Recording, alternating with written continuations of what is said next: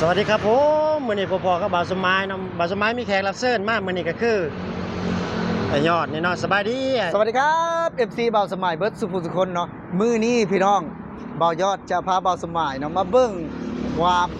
สุดยอดความอลังการของประเทศไทยปกติเนาะบ่าวยอดเห็นถนนแบบนี้พี่น้องบ่าวยอดยังแปลกใจแล้วนะถนนที่สวยงามนะสร้างด้วยปูนเนาะ สร้างด้วยปูน แม่นสร้างด้วยปูนลาดยางมาต่อยนะ แม่น แต่ว่ามื้อนี้พิเศษอีกพี่น้องพิเศษ พิ อีก เศษหยังอีกแหละ ถนนพี่น้องนี่เนาะถนนสร้างด้วยเหล็กเนาะ อ๋อเบิ่งเอาพี่น้อง เพิ่มเติมด้วยกระจกเนาะ นี่กระจก แว่ เอง บ้าน บ่ เรายอดห้องน่ะเป็นแว่น แว่น บ่แม่นเอาไว้เยี่ยงเด้เอาไว้เพื่อแบบว่าหลุดเนาะมามันจะแบบว่าป้องกันเกิดอุบัติเหตุและสิ่งสำคัญนะคือตื่นเต้นวันนี้ตื่นเต้นขนาดเนาะ แม่น นั่นก็คือสร้างด้วยปูนสร้างด้วยอิฐ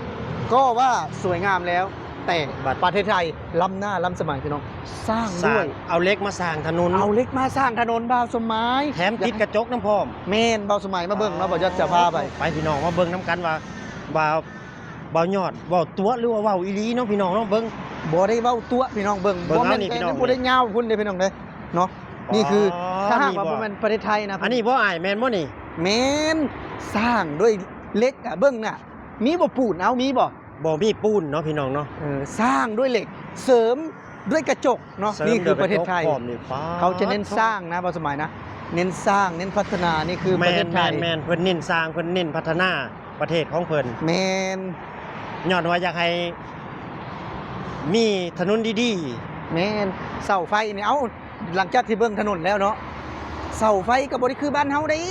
ๆบ่คือกัน เบิ่งนี่เอานี่เฮ้ย เป็นเหล็ก โอ้เสาไฟก็เป็นเหล็ก แม่น เป็นบ่ปกติเป็นปูนเป็นบ่ เป็นปูน เป็นเหล็กเบิ่งน็อตนี่ เบิ่งพุ่น ว่าความแข็งแกร่งนะเบิ่งน็อตนี่ประเทศไทยนี่เพิ่นสร้างจริงๆนะประเทศไทยเขาสร้างได้จริงๆไม่ใช่อวยพูดความจริงเนาะ แม่น เบิ่งพี่น้องต้นไม้เนาะเบิ่งก็ นี่ จะ คือ ปลู เรื่อง ก จริงเนาะ เบิ่ง ต้นไม้นี่เห็นบ่เพิ่นปลูกนี่เพิ่นก็จะปลูกแบบว่าเป็นระเบียบนะเพื่อมันใหญ่อีกเด้ต้นไม้ก็ได้บ่แม่ แม่ นสิ น ปลูก มันต้องเฮ็ดเพื่อ เย็นมาอยู่นี่เย็นมาอยู่ต้นไม้นี่แม่นบ่ออกไปข้างนอกในห้อนบ่ ฮ้อนแล้วนี่ อ้าวเพิ่น ว่า ปลูกเพิ่นบ่ได้ตดเพิ่นบ่ได้ตัดไปขายได้ แม่ เพิ่นปลูกเนาะประเทศไทยมันจะปลูกเน้นปลูก ปลูกไว้ นี่เห็นบ่เฮาย่าง ให้เป็นผมเนาะ เฮาบ่ได้ย่านรถชนนะเฮาอยู่วีน่ะบ่ได้ย่านเด้ บ่ได้ญาติแล้วเนาะเฮาย่างอยู่เทิงพี่น้อง แม่นนี่ก็คือ รถก็บ่มีแลนนะอยู่ข้างบ เพิ่ น นหลังจากที่เฮ็ดเล็กๆแล้วก็เฮ็ดด้วยไม้อีกเด้บ่สมัยเด้ อ๋อผล เนาะแบบว่าปลูกด้วยต้นไม้อีกสวยงามนี่คือประเทศไทยนะพี่น้อง โอ้ เพิ่นเฮ็ด เฮ็ด นี่แหละ เบิ่ง บา เบิ่ง สมัยออนซ่อนเล็กนี่นะ เบิ่งออนซ่อนเล็กนี่เนาะ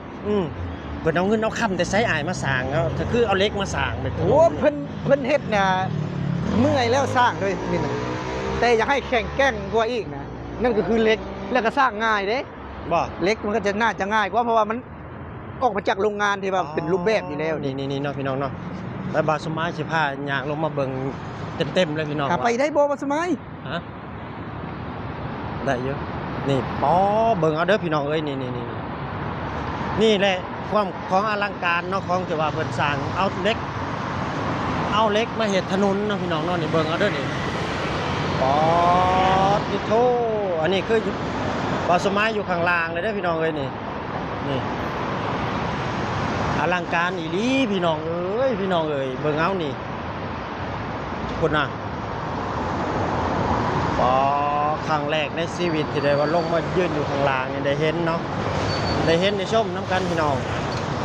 ว่าถนนเพิ่นสวยเพิ่นงามทำได้เนาะอลังการขนาดเลยป๋อครั้งแรกที่เคยเห็นเนาะนี่เบิ่งเอานี่มีหลายๆเส้นหลายๆสาย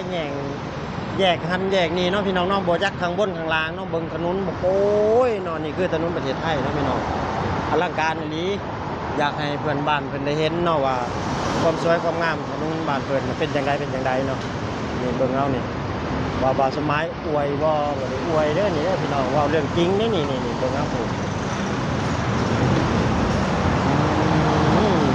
เบิ่งเอาพี่น้องเอ้ยนี่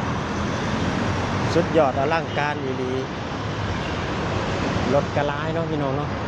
โอ้โหจักเป็นไปทางใดเป็นทางใดเนาะพี่น้องหลายๆเส้นหลายๆสายเนาะผสมกันไปเนาะพี่น้องอ ลังการเอ้ยนี่อยากให้คนที่ว่ายังบ่ทันเห็นโลกที่ว่าโลกเพิ่นเปลี่ยนแปลงไปได้ใกล้หลายๆเลยเนาะพี่น้องเนาะเบิ่งพุ่นโอ้โหนี่เป็นจังไดว่าบุญรู้ผมว่าเว้าอวยบ่ผมบ่ได้อวยเด้นี่เว้าเรื่ ค อ วาง ม จ จ ริ ริ ง งเนาะนี่คือความจริงเขาได้เห็นนะเขาก็ได้สัมผัสเนาะสิ่งที่ดีๆเหล่านี้เขาก็อยากนำส่งต่อเสนอเพื่อให้พ่ออีแม่อีป้าอีลุงเขาได้เห็นได้สัมผัสเนาะนี่นะถนนดีงามเนาะปกติกับถนนธรรมดานี่ก็ว้าวแล้วนะ แม่ เขาเห็นถนนปกติเนี่ยแต่ว่าแบบ แต่ นี้ มาเห็นตัวนี้ เล็กทั้งถึงบักกระจกอีกอะนะ เพิ่นเสียงมาติดอีหยังกระจกเอาไว้แย่งบ่หรือว่าจังได๋ โอ้บ้านเฮานี่แว่นบ้านน้องนะแว่น แว่น แว่นเอามาติด อันนี้บ่จักก็คิดว่าก็ป้องกันความปลอดภัยอะนะเพราะว่ากระจกก็บ่แม่นกระจกแว่นเฮาเงียงธรรมดาเด้มันก็จะเป็นของที่ได้มาตรฐานแล้วก็แปลว่าได้คุณภาพมันหนาคมมันหนาความรู้สึกนี่บาสมัยนะเห็นบ่ยอดตื่นเต้นเนาะแน่นอนเฮาบ่ได้สัมผัสเลยอยู่บ้านเฮามันบ่มีเฮาบ่ได้สัมผัสเลยพอ มี เฮา บ่ ได้ อยู่บ้านเฮาแบบนี้ ฮะ อยู่บ้านเฮามีบ่แบบนี้ แนวนี้ยังบ่มีเลย แนวนี้ยังบ่มี เออ แล้วสิเอามาสร้างได้ไปนั้นน่ะ จักสิแม่นจักหลานจักตื่นนี่เนาะเพิ่นเอามาสร้าง เสาต้นเดียวก็สร้างถนนสร้างบ้านเฮาได้หมู่บ้านแล้ว บ่ เอาไปสร้างคอนกรีตหมู่บ้านเฮานี่เสาต้นเดียวนี่ ได้ในหมู่บ้านนี่เนาะ แม่นเอาไป สต้ดียว ขายแล้วเอาเงินซื้อปูนมาสร้าง ได้แล้ว ประเทศไทยน่ะมันสุดยอดในการสร้างไอเดียรวยอย่างเดียวสร้างบ่ได้เด้